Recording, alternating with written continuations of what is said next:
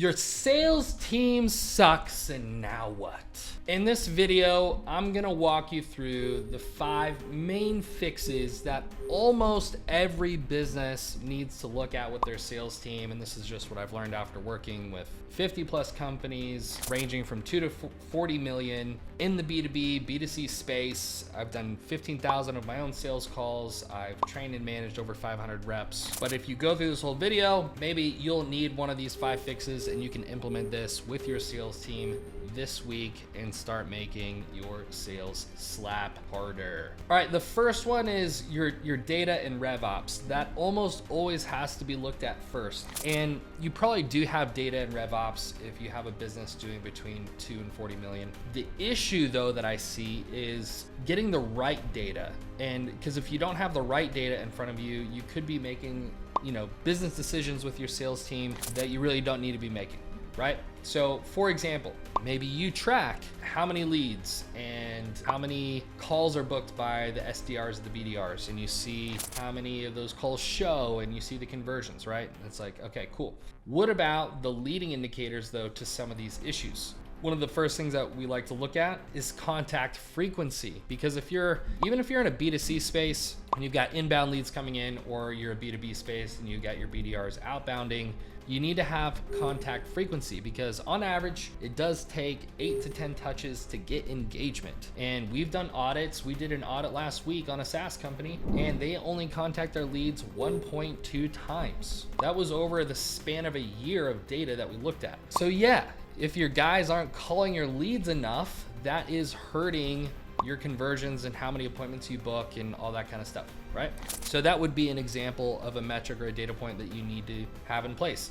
Obviously, so if we silo outbound and inbound, the data points that we like to look at are speed to lead with outbound. So let's go outbound first. Speed to lead, contact frequency, average number of contact attempts, right? Which is kind of the same as contact frequency. And then lead efficiency, meaning like if you have a target list of 1,000 and you book 100 appointments from the 1,000, then your lead efficiency is 10%. Or if you generated 1,000 leads through Facebook and you got 100 of them to book, then your lead efficiency or your booking efficiency is 10%. So you want to look at those things, because if you have leads that are low qualification, like maybe it's just an opt-in or it's a cold call, obviously that booking rate is going to be lower, because maybe your list, you're having to DQ a bunch of people in the list. So it's going to range based on the marketing and how much friction you put in the marketing. You want to know that number. And basically the rev ops, you should be able to waterfall and find what metric has the biggest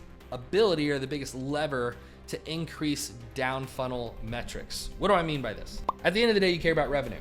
How do you increase revenue? Well, you gotta convert more of the people who show on the call. You gotta get more of the calls to show. You gotta book more calls, or you gotta get more leads, right?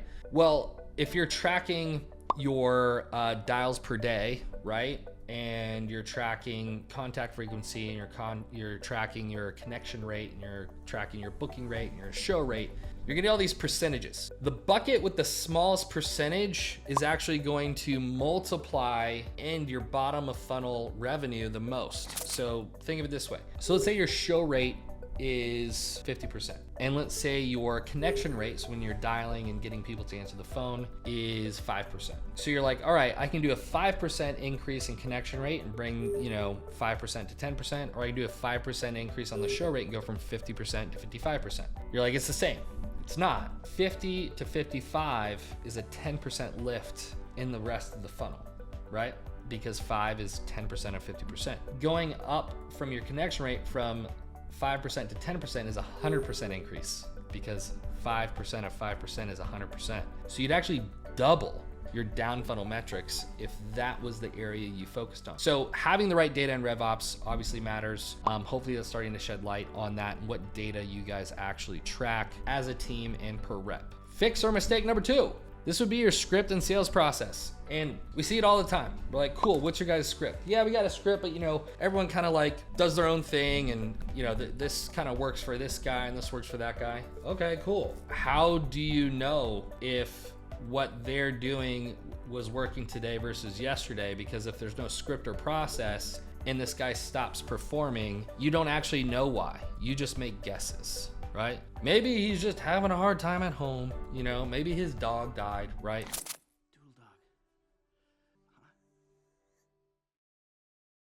But also, what that forces the business to do is to find these big hitters, and their sales organization is based on finding these unicorn big hitters who have some random process that works for them. But when it's not a script and it's not like an outlined standard, this is how we do stuff, it makes scalability with your sales team very difficult. Essentially, you want a sales process and a script that everyone goes off of, so that way you can make shifts, pivots, training for everybody, and you can recruit and get anybody to do this script and process and still get results. That's what you want to have. And so if you don't have a very succinct, dare I say, word for word script for the BDRs and a word for word script for the AEs and the closers, you guys are just rolling the dice and hoping guys close, right?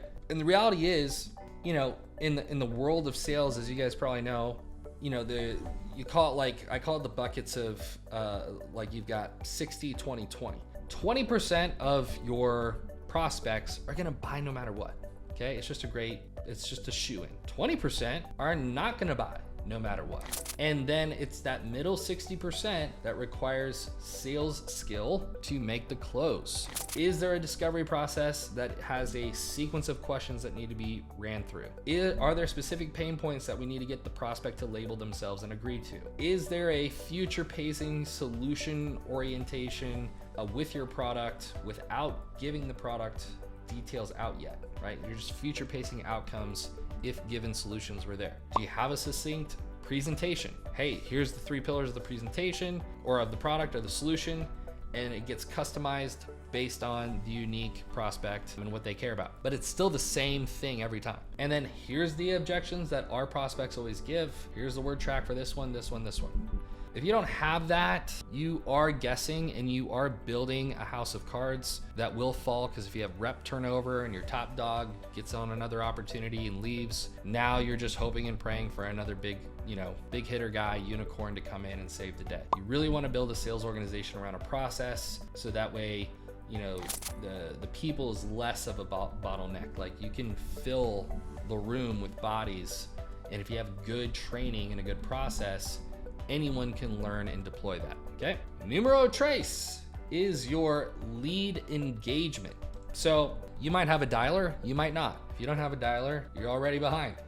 So the dialer obviously is a function of lead volume, but I always recommend, if you have two or more reps, and maybe they're full cycle salespeople, so they work the leads and do the closing, or you've got BDRs and AEs, you kind of have like 2 departments, outbound and inbound. You want to have a dialer because you're trying to work these leads and clean that data, meaning like you're using dispositions on that data, like, hey, this is DQ'd, this is that, and that helps reinforce the marketing department for the types of leads and marketing that it needs to deploy. But also, salespeople, like, they're unique, and you don't want to try and herd cats, right? They got ADD, they want to like do a million things, and they just want to talk to people.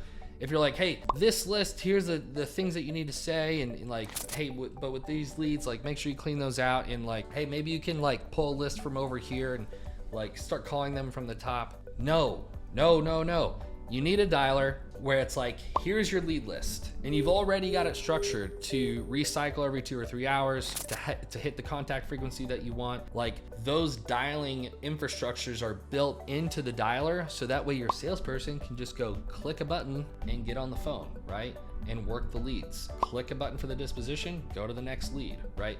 So like, the dialer and the integration is all built there in place, so that way you're working the newest leads first, or the fewest dial attempts second, right? And you're going through your leads systematically, so that way when you get to 10 or 15 attempts without an answer or without engagement, then we can cool those leads off. But you want to create an environment for your salespeople that is simple. Click, talk, click, click, talk, click. That's what you want to have set up. And if you run a lot of leads, or if you have a bigger sales team, like, you're losing efficiency if these infrastructures are not in place. Number 4 is objections. Most companies that we come into and we audit and we we look at the sales team and we look at how they handle sales, they don't actually have specific objection handlers based on the common objections that come up. That's a problem, right? So for example, there's a common objection that comes up, like we're working with a software company, and this probably happens in a lot of B2B spaces. Hey, just send me an email with all the information. It's a pretty common objection. If your guys don't have a talk track or an objection handler for that specifically, they're losing sales because they're just stumbling over their words every time it happens. Oh,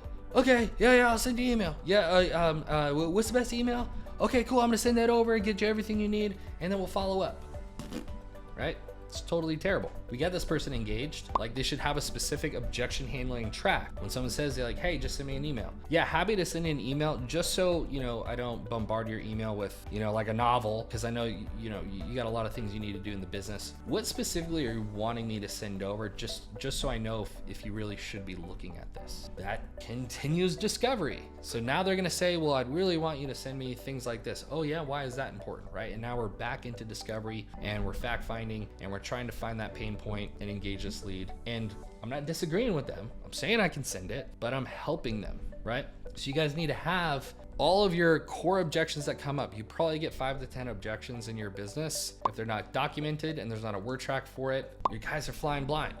So you want to have your objection handling process nailed down, and then that should be reinforced in the onboarding process. It should be reinforced in training every week, et cetera, et cetera. The fifth and final mistake or fix that needs to happen with most sales teams when we come in and we help them is the pipeline and nurture. So like pipeline management and nurturing prospects is probably the bane of your existence, because you look in the CRM and you see the pipeline and it's got like $2 million in the pipeline. You're like, why isn't this money moving through? Because your guys don't know how to work their pipeline. And part of it is the infrastructure of your CRM. If it's super complicated and there's 12 steps in your pipeline and you don't have proper notifications and syncing set up, yeah, they're also staring at a screen with like 150 contacts and all these different pipeline stages. They don't know what they're doing, right? So what we always try and organize with the CRM and the pipeline management is, let's make it very simple, right? Let's have 4 or 5 pipelines at the most, right? It's like we've got new opportunities, warm follow-up, cold follow-up, progressed, contract sent or in the negotiating stage, and then closed, lost. Like that is it. And then there's notifications set so that way there's a queue for your guys when they do need to follow up or touch base or nurture somebody. It just pings them right in the morning. They've got their list of people that they need to clear out. That's a part of their pipeline progression. They clear it out, then they can move on to new business or whatever else they're doing. And then also they need to have training and talk tracks and templates for the follow-up, right? There's certain follow-ups that it's because of, decision makers, stakeholders. You guys need to have specific emails curated for those. That helps move the process forward. And so that your guys are like 80% of the emails already templated out and they can just customize it based on the conversation. You can even use AI with like your Fathom recordings or Zoom recordings and push that customized data into those email templates. So you guys want to have a process in place where the pipelines are simple, follow-up is consistent, because the other thing too with follow-up, and I see this with BDRs, for example, someone's not interested or not able to even look at this, because they're busy, they got other things going on. So like, oh, okay, yeah, we'll follow up with you, in a couple months. Or like, hey, well, how about this? I'll book you in with the AE in like 6 weeks. That way it's in the calendar and we can go forward. Okay, that's not gonna show. This whole conversation is gonna be forgotten by that date. So instead, like this comes back to the scripts and sales process, you should have a talk track that helps control timelines to compress follow-ups and like next steps within the week or in 2 weeks at the most, right? And if you guys are gonna have your BDRs and SDRs book appointments, it needs to be not so far out in the distant future. It needs to be like next week, right? Or if they're needing something and you haven't talked to them in 2 days, you need to have a follow-up email, right? And again, the pipeline, the CRM should be pinging these guys based on being in a cold or warm follow-up pipeline that reminds them to send an email or to call. And that way, these leads don't go cold. Everyone's getting emailed or contacted. If they've gone 3 days without, any sort of sales activity, your guys know it. So I know this isn't all encompassing, this is very high level, but these are the common mistakes that I see and why sales teams are just not more well-oiled. And if you want to download our entire 8-figure sales machine playbook, it's basically plug and play, drag and drop. Like, here's the way that we script stuff. Here's the stuff that we do with pipelines. Here's the stuff that we do with SDRs and BDRs. You can get that in the link below. If you want to get our sales recon, we essentially secret shop your sales funnel. So we opt in, we become a lead, we act like a prospect, we document this whole thing. It's like 5 sheets worth of documentation, but then we compile all of that information and give you actionable insights so that you know what needs to be improved on in your sales organization. So you can grab those below, or you can watch the next video because YouTube's probably promoting it here over to the side. Catch you on the next one.